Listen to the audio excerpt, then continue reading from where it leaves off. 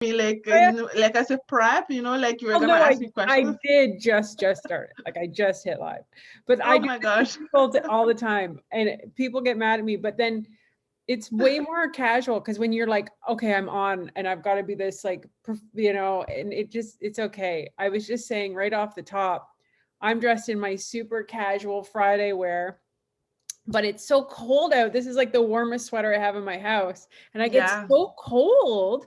This is one of the real things that people aren't talking about when you're doing Zooms, because you're sitting here and I get like freezing. My heating bill has went up like through the roof in all of this. So Oh I'm gosh. gonna try to moderate comments as well while we do this. And I'm just gonna do an introduction and see who's joining us. I'll get Ryan to come over and he can help once he's done. He's just having his lunch. This is real life, Otalia. Yes. Um, Getting into the thick of it. well, it's like, and I also find when you're doing all these Zoom interviews all the time, like you don't have like the structure that we had outside of our house. Like you're just like eating and talking and doing interviews, and it's just all kind of a hot mess. So And I'm gonna, working like late yeah, like you sometimes. don't like there's no boundaries in the workday. Like it's just all it's crazy. And when the kids were home, it was really like that. Yeah. Okay, so I'm gonna do a bit of a. I'm gonna turn that down and getting feedback. Okay, so hi everyone, thanks for joining us. I see we're live. You guys can hear us. This is a really interesting conversation that is way outside of my brain, and that's why I think it's really important to talk about because it will ultimately impact all of us at some point. So I got introduced to this lady that I'm about to introduce you guys to through Peterborough's Innovation Cluster. And I've been working with her and was really fascinated by what she was doing. And as a result, I wanted to do an interview with her. So I'm going to do an intro and then we're going to get right into it. So Otalia Doe Bruce, MBA, CIPM, CEDEV, which is, what is CEDEV? Certified Ethereum developer. See, she's already got way too many acronyms behind her name. The founder of InnoFin Consulting Incorporated, a firm focused on blockchain emerging tech education, advisory, and development solutions with an expertise in financial services. She educates businesses and individuals. My dog needs out. Sorry about that. Businesses and individuals on the benefits of blockchain, including an appearance at the United Nations what's the HCR stand for again, Natalia? The UNHCR. High Commissioner of Refugees, United Nations High Commissioner of Refugees, UNHCR. In both English and French. Through her work, she has helped educate hundreds of professionals at top universities in Canada and in the US. A multi-award winner and nominee, in 2018, she was named one of the few women disrupting the gender status quo in the blockchain industry by the Globe and Mail. She co-authored the book Crypto Finance and Mechanisms of Exchange and is now a contributor for the Entrepreneur magazine. Finally, her not-for-profit, The Innovative Financier, brings innovation awareness to its community of 600 plus fintech innovators. Welcome, Otalia. Yay! That is quite the bio, man. I'm just like, what? But Otalia is really what I found fascinating. One is like you've lived all over the world. That's what we were talking about before I hit record. I'm like, so how did you get into Peterborough? Because you were born in France, lived in Togo, moved to New York. Now you're in Toronto, but you got connected with a really cool program out of our innovation cluster here. That's right. That's correct. Yeah, so super cool. We're glad to have you as part of our community and your brain. So blockchain has been around for how long, Otalia? So blockchain has been around for 12 years now, 12 years, just celebrated its 12 years. And it all started back in 2009. So right after the great 2008 recession, as you know, whenever the world faces a crisis, innovation comes in and try to solve a lot of these problems. And so that is sort of how blockchain came about. It's so true. What I always say, I'm like, innovation always comes out of extreme stress. The diamond always comes from extreme pressure. So there's always that silver lining in when we're talking about this. So where I was struggling with this is I didn't understand what blockchain was, and I was comparing it to cryptocurrencies, which we're hearing more and more about cryptocurrencies. But how would you describe blockchain to not just they're one thing for a business owner, but for just a civilian, just a Anybody? regular Joe Blow person? Okay, so I think that there are two ways to do that. So I'll give you the short version, and then I'll get into the long version because we have time for it, right? That's what I'm here for today. Okay, so the short version is blockchain is the technology that allows us to create cryptocurrencies. If it wasn't for blockchain, cryptocurrencies wouldn't exist. So, okay, so therefore is the technology behind all cryptocurrencies. So that's the short version of it. Now, go ahead. No, you keep going. I'm listening. Now, in parentheses, I wanted to mention, so cryptocurrencies would be anything that is like Bitcoin. So most people have heard about Bitcoin, but there are many other type of Bitcoin, right? Bitcoins in the market, but it's thanks to blockchain that we have them. Short version. Now, a long version, I hope you're seated. Okay, so what is the long version? So blockchain is actually like, think about like an accounting book, right? Okay.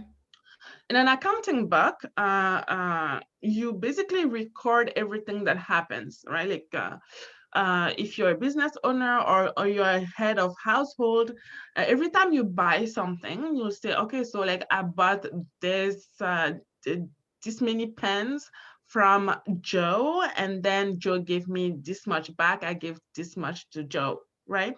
So every time something happens, you're recording it, right? And so an accounting book is also called a ledger because you're sort of tracking, you're keeping track of everything that happens in your sort of financial history.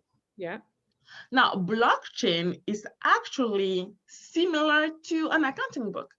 It's a digital type of accounting book. It allows you to record the movement of things, anything, from one person to another one. So if you actually bought a pen from me, you could record that on the blockchain.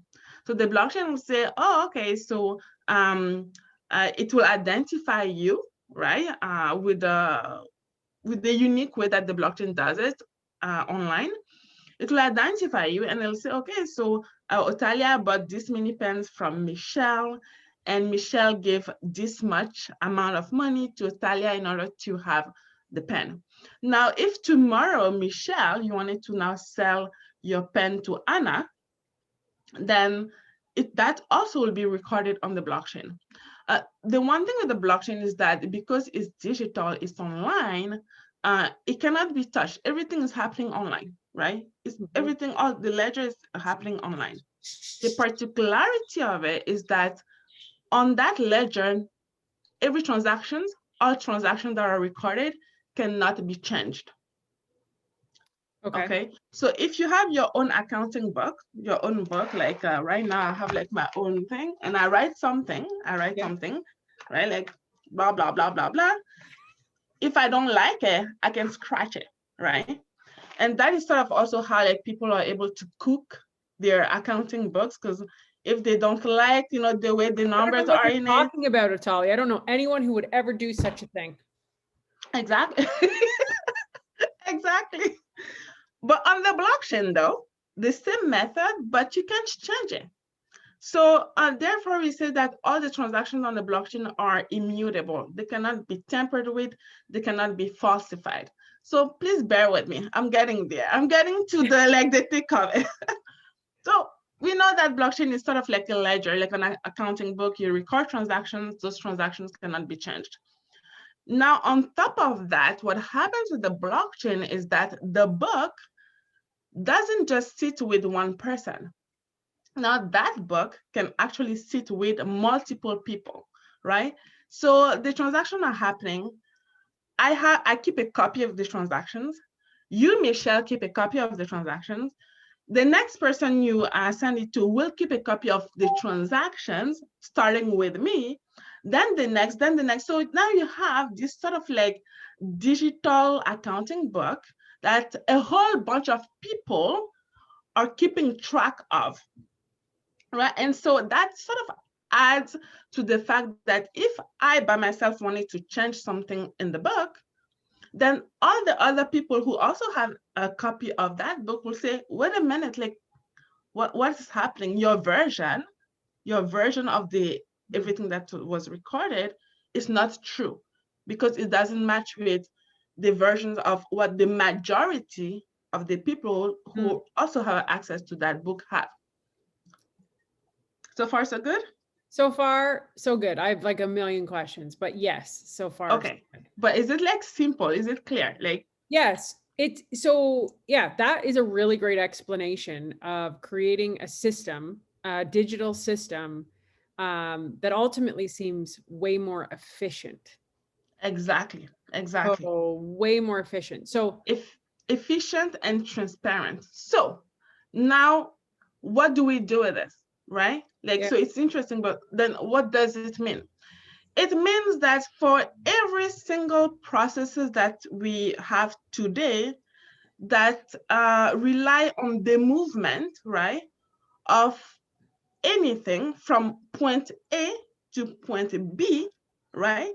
Any processes that rely on the movement of anything from point A to point B, you can track on a blockchain instantly, because it's online, right? Instantly, and know that whatever it is that you're looking at has not been falsified or tampered with.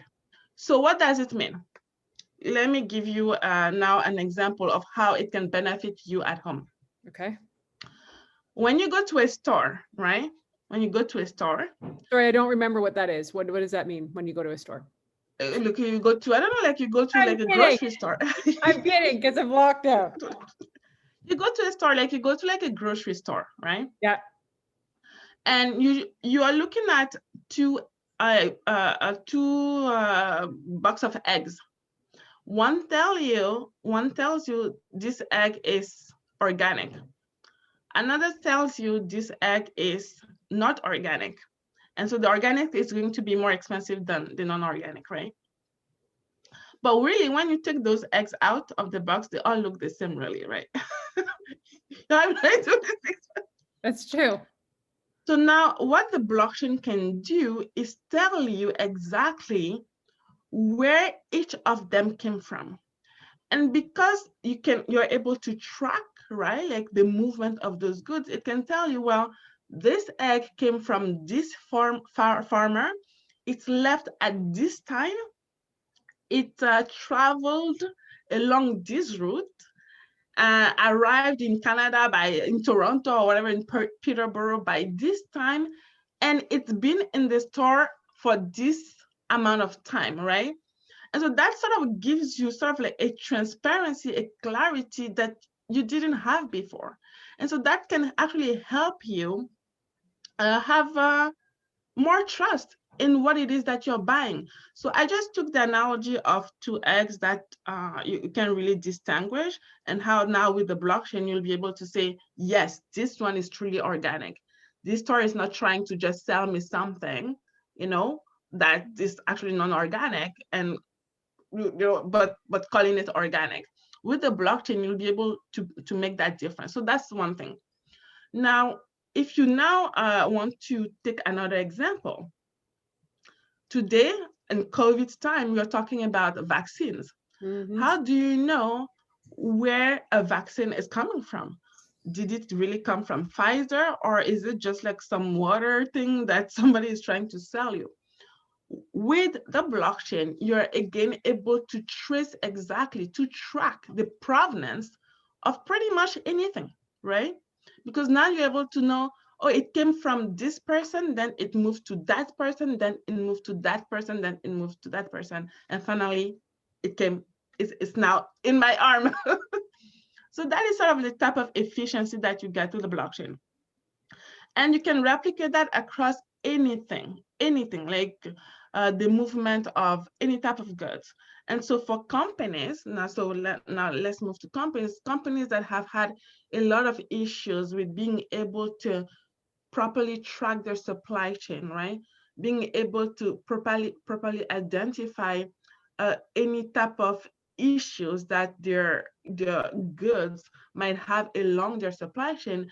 Now with the blockchain, they're able to have a level of transparency, but also a level of access that they didn't have before.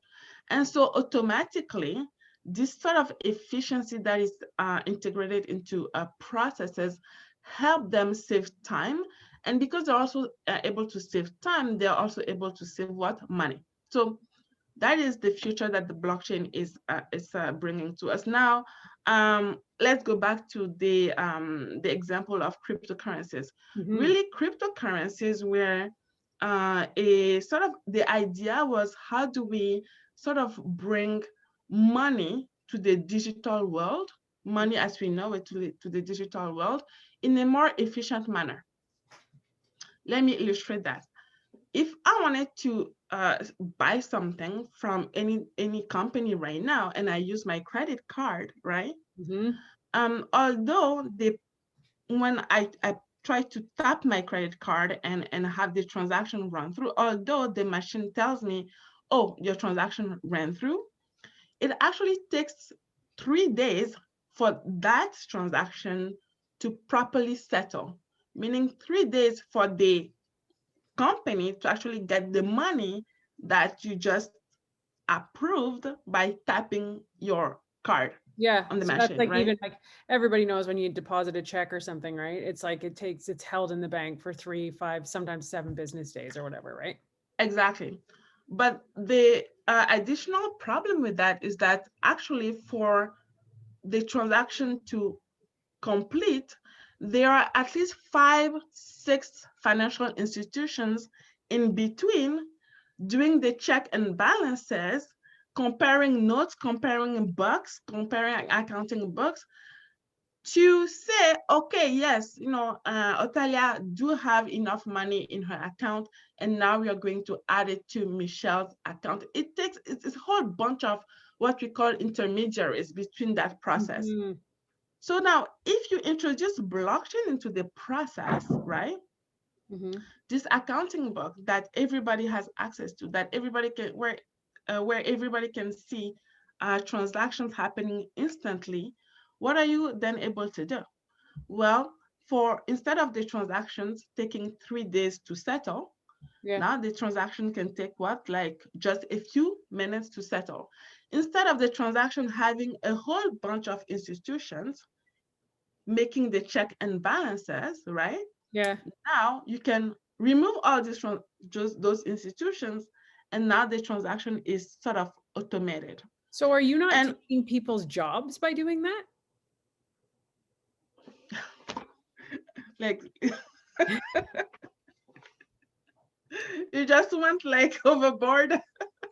Well, no, but like, this is like, there's always a positive and a negative to whatever happens in anything, any kind of new and emerging technology, right? So technology is amazing. It makes our life so much simpler, so much easier, and so much harder all at the same time, right?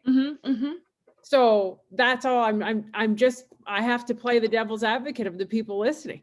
I mean, look, it's like asking, like when the car was invented, did it take the coachman's job away? Yes, it did take the coachman jobs away, but it also provided a new job for the coachman. That's now he can drive this, because now he can drive a taxi, right? So it's like, yeah, innovation, of course, will change.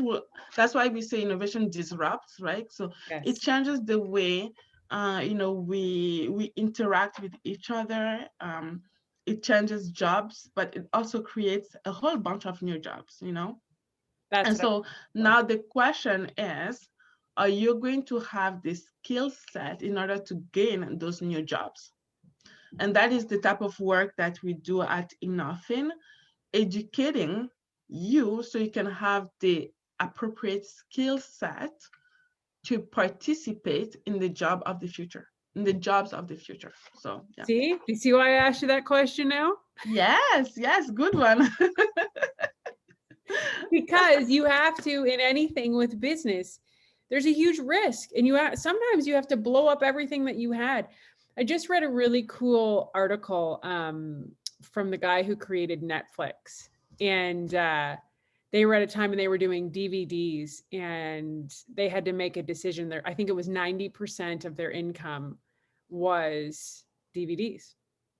And they saw the kind of end coming, but in that moment it was good and comfortable. But they had to make a decision of what to do, and to do this online subscription thing, which was totally unheard of at the time. And they did it. They had to disrupt, which is exactly the word that you're using in terms of doing this. So you're seeing huge corporations, this blockchain technology. My dog loves this story. Hi, dog. This is like one of the biggest places you are creating efficiencies. I loved all the examples you gave me there, but is in transaction fees. So like huge corporations like Walmart, I'm assuming Amazon, I'm assuming all these people are using things like this. Yes. So Walmart, for example, is one of them. So Walmart didn't use the sort of payment version of it. They more of used blockchain to track their goods, the movement of the goods, right? And they had found out that when in the past, right, it took them weeks in order to actually find issues when issues occurred on their supply chain. When they introduced the blockchain, it took them just a few seconds to find that same information, right? Because again, now everything is sort of recorded in this digital ledger. And whenever a good goes from the farmer to the driver to the storage, whatever, they're able to see it right away in the ledger. And they know they can trust it because nobody can change, things that have happened, especially when you sort of time those occurrences, meaning if it happened on January 29 at 12:01 1 seconds, right? The blockchain records it. So then the next occurrence, because time is always moving forward, it's never going backward. So you really can't really mess with time, right? So that's also one way that the blockchain makes sure that you can't tamper with anything on it. I wish I had invented blockchain. That would have been instead of just talking about it. I'd be exactly right. I mean, it's just like so simple, but it's so simple. Like, when you get the concept, it's just so simple. You wonder why we didn't think about it earlier. It's not so simple, but I get why they did it. Yeah. It's going to change and is changing and revolutionizing the world, basically. What do you think is going to happen, Otali, in your opinion, about the world economy? Like, do you think we're going to go into a digital currency? Like, what do you think? Oh yeah, for sure.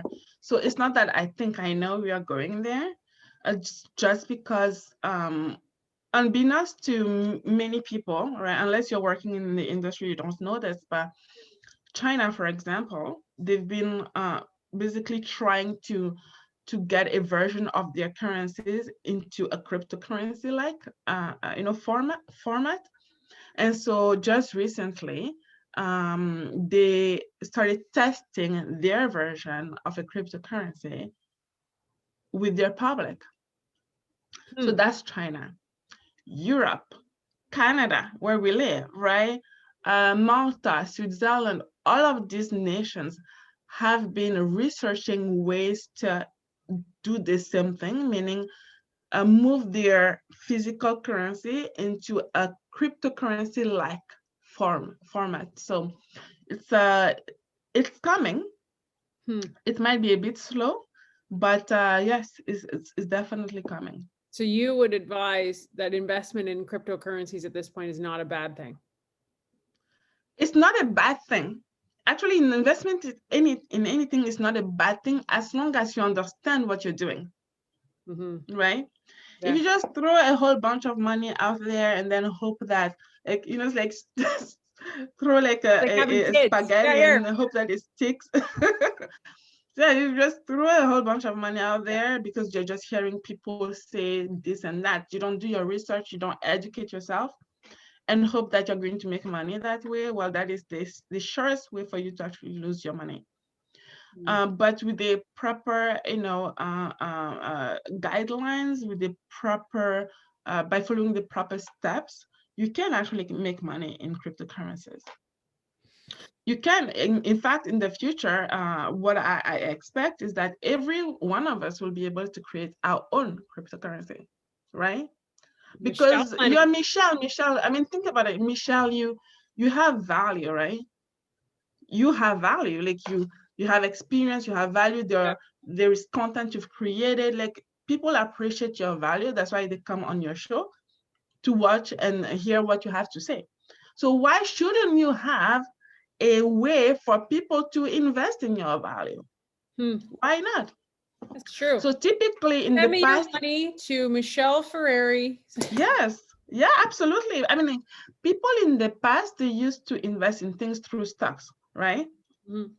But that's a whole bunch of other, like another world.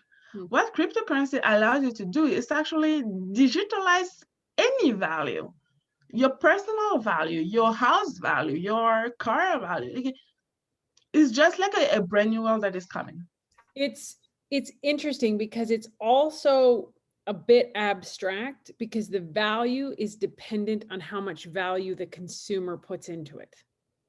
Yeah, but then don't you think that you have value? Yeah, for sure. I'm not saying that, but what I'm saying is like, so you know how, what was that movie, Ryan, with it's a true story, and he sold the painting for $50,000, but somebody else only sees $5. Like I worry that cryptocurrency can sometimes be like monopoly money, in that if nobody wants to purchase it or sees the value in it, you have to have the audience for it to have the value. You know what I'm saying? Yes. You think that's an issue?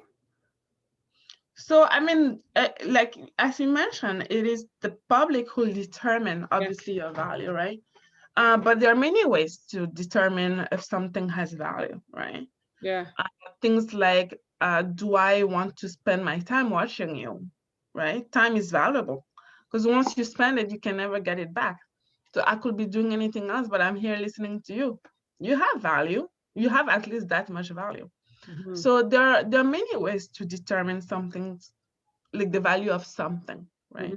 So yeah, it's an interesting thing, right? It's funny because my kid, all of a sudden, my youngest is like, I want cryptocurrency. I'm like, what? Okay, good. What is happening here? He loves it. He's like watching he likes the graphs. Watching it go up and down. And I'm like, hey, have at her. I mean, whatever. I think this is a fascinating conversation that I think people just should start to have in their brain, of knowing what's kind of happening. It may not be your whole world. It may not like be part of your everyday, but I think it's important to be educated in pieces that are ultimately impacting our entire world, which is what blockchain is doing. So I think it's really cool. You are, you've worked and taught in many universities. Where would you like to see yourself going in terms of education pieces? And what do you actually offer in terms of if a business is watching this right now, Atali, and they're like, geez, I need that girl to come in and help us. Do you set up? Like, I'm thinking about a municipality or any kind of corporation that's doing a lot of business in and out. What would you do for them? So, I mean, there are many things that we can do. We can educate them, right? Like we can educate them on general topics on how blockchain is going to impact their industries, what the type of opportunities that blockchain can open for their specific companies. We can even go further if they want to actually equip their employees with blockchain related type of skill set. We can educate them on that. That's Now another thing is, if they now want to build strategies around blockchain, how do you integrate a valid strategy, a blockchain strategy, into your current business? We can help them with that strategy. if they wanted to now move them to the next step, which is actually building, an actual blockchain platform that could help them take advantage of the efficiencies that blockchain introduces, we can also help them with that. We'll have the development team to also help them with that. So I guess that's one thing. And then I get I think I should mention, right, like the platform that I'm building as well. Yeah, for sure. And so right now, Inofin is also building. My company is also building this education technology platform that will again help employers wherever they are in the world to upskill and reskill their employees into the jobs of the future. So, but for now, until that platform is completed, you can have me in person, and Education. and I'd be happy. I have a saying, it's education equals awareness equals change. And Exactly. you said a lot of take-home messages in here, which is, one, time is always moving forward. Innovation is inevitable, especially in a time when our economy is probably, I'm not an economist, but probably going to go into a pretty great depression, I would assume.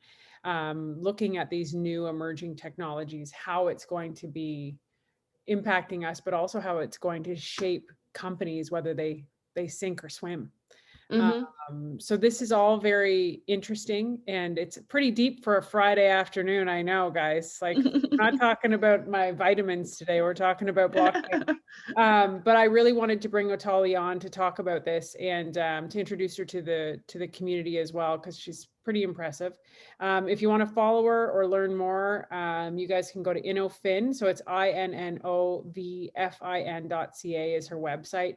And you're also on Facebook, which I'll connect to this too, Twitter, LinkedIn, all those things. So thank you very much, Otalia. Yes. I'll follow up with you after this video and we will chat a little bit further.